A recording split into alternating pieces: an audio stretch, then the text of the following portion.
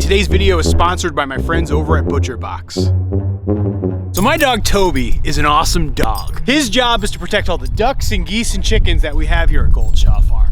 He lives outdoors 24/7, wandering around the terrain, searching for coyotes and foxes and bobcats and any sort of animal that might want to do my poultry harm. He's a watchdog. He is a guardian of this farm. And despite the fact that he does a phenomenal job here around the farm, unfortunately his current housing situation really kind of stinks. But in today's video, I'm going to give Toby the guard dog house that he truly deserves. So when Toby Dog first showed up here at Goldshaw Farm, he lived inside this little shed. The shed has been here on the farm for years and years. It was originally a hay shed, then I added a fourth wall to it and made it a duck house, and then when Toby got here, I made it his puppy house. He lived in it all winter. He sometimes used it in the summer, but for the most part, he likes to sleep outdoors. But for the winter of 2021, I needed to take this house and use it as housing for the geese. And actually, if you look, you'll see one of the gals there, right there. I think she's sitting on a nest. I gotta go break it up. Excuse me, miss. Need you get up. Oop.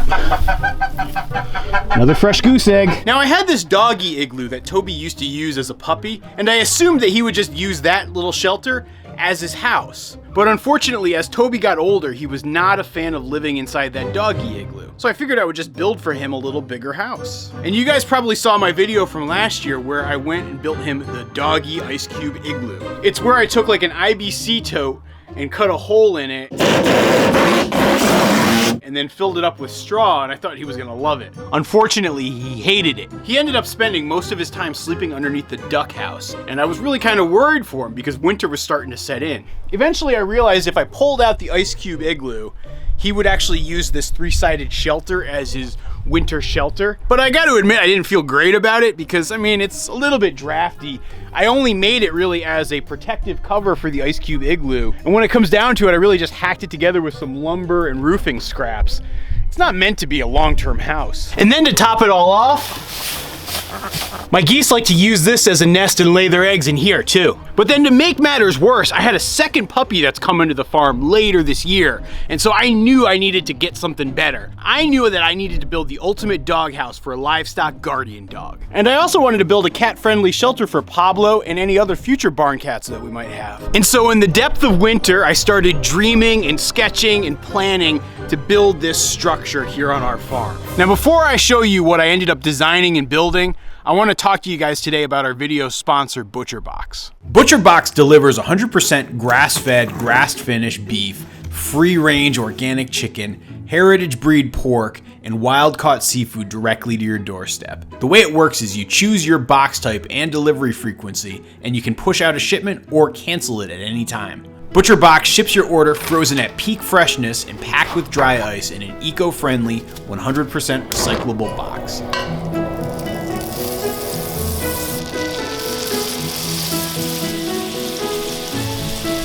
And as you can see here, I made up some nice seared sea scallops. Try saying that 3 times fast. It made for the perfect meal with a sweet potato hash and some mixed greens. And it tasted amazing. And it's so nice to get wild-caught seafood here in landlocked Vermont.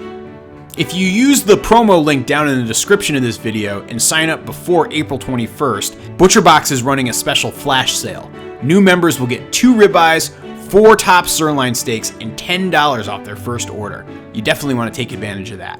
Thank you, ButcherBox, for sponsoring this meal and this video. One last bite, and then I'm gonna go finish that doghouse.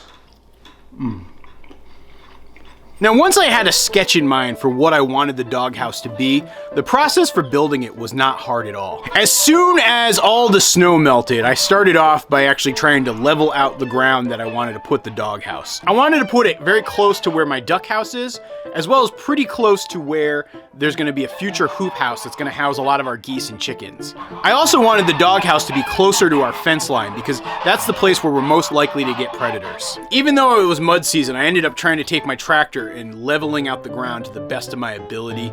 It was kind of tough. The tractor tires really ripped up the ground, but I did the best I could, and ultimately I was able to get the ground nice and level so I could put some stones down as a base so that the bottom of the house wouldn't rot. From there, I ended up building just an 8x8 deck. The base of the deck was just basically pressure treated 2x6s, and then I just took deck planking and covered across the top. Even though this is going to be a long-term structure, I wanted to be somewhat budget conscious with this project. Pretty much all the lumber I used to build the doghouse happened to be just old scraps that I had kicking around the farm. The only lumber I ended up buying was the pressure treated stuff I used for the decking. I didn't have enough pressure treated stuff on hand, and I really didn't want to build it on regular lumber and have it risk rot. I gotta say, when I went to my local building supply store, I got some serious sticker shock. The price of pressure treated lumber, or pretty much any lumber for that matter, has pretty much doubled in the last 12 months. It's crazy. I definitely got lucky by buying way too much lumber for my building projects last summer, and I'm also very fortunate to have a large barn that I can store this much lumber in. Being that it's Vermont in the spring, as soon as I built out the deck, it started snowing again, so I was kind of stuck for a little bit, and I had about a week where I couldn't really work on the project. But then this past weekend, I got some good weather and I set out to start building again. It was pretty simple to just frame out the structure. Even though I did drawings, I didn't really have any exact measurements, and I'm sure many of you guys are gonna write to me asking for the plans and blueprint for this doghouse, but I gotta admit, guys, it's all just scraps of paper in my notebook. Once I got the 4 sides of the building framed up, I then went to put the posts in. The other special feature that I wanted for the doghouse was I wanted to make sure I could have like a special deck space that Toby could hang out and sleep on.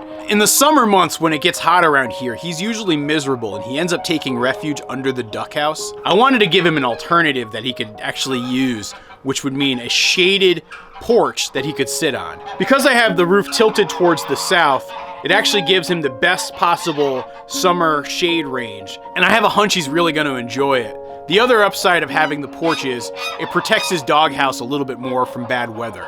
So in order to build the beams for the deck, I ended up taking a couple of old cedars that we had that I cut down last year for fence posts. Again, this was an example of me reusing materials that we had just kicking around here on the farm. I was just trying to make the project about as affordable as possible. Instead of using the metal sheeting that I usually use, I ended up using some of this PVC roofing material that I had kicking around that I wanted to try building a project with last year but never got around to it. It was my first time ever using this stuff and it worked pretty darn well. I'm very happy with how it looks. It was also a lot easier to work with than the metal roofing. I had some old pine shiplap left over from last year that I used when I built my brooder house. So I was able to do about 80% of the siding with that shiplap.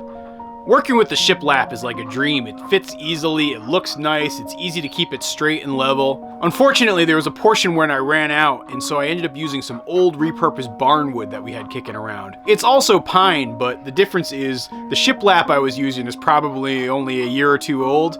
The pine that I was using was probably about 100 or 120 years old. You can definitely notice a difference in the color, but I'll probably end up painting the wall where the doors are to make it all blend in. I got to admit, it felt great being outside, working on something and building something for the farm. It's been a good 5 months since I've had to tackle a project like this around the farm, and I really missed it. Surprisingly, building structures has become one of my favorite projects to do around the farm. Given my past life experiences, I never really thought that I would enjoy building projects all that much. But I gotta say, I truly find my happy place when I'm outdoors on the farm with the ducks and geese and chickens and Toby and Pablo wandering around, the sun shining, I'm listening to an audiobook on my headphones, and I'm just building. There's nothing like getting lost in that type of concentration and focus. It does some magic for your soul. Now, I'm sure that you guys are tired of hearing me just talk about building this building. Fortunately, I just finished the build yesterday, so let me take you on a tour and show you what it's like.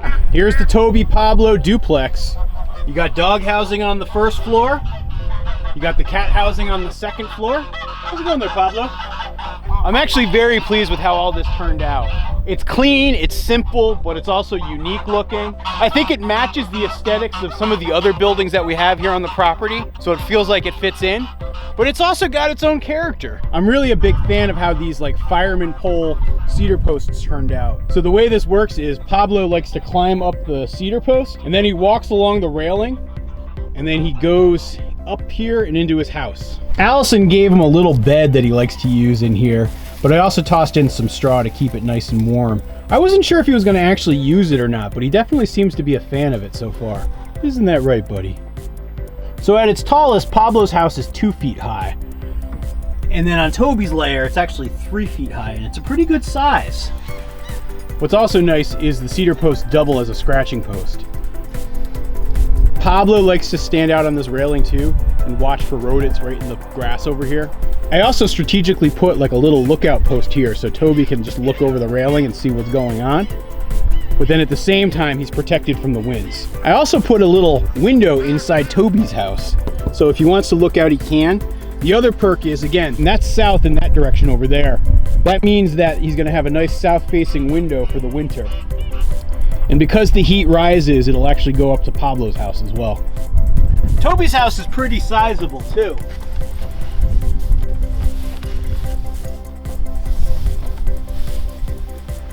It's not hard for me to get in here at all. I mean, obviously I gotta crawl, but still not too bad. Toby, come here, come on in.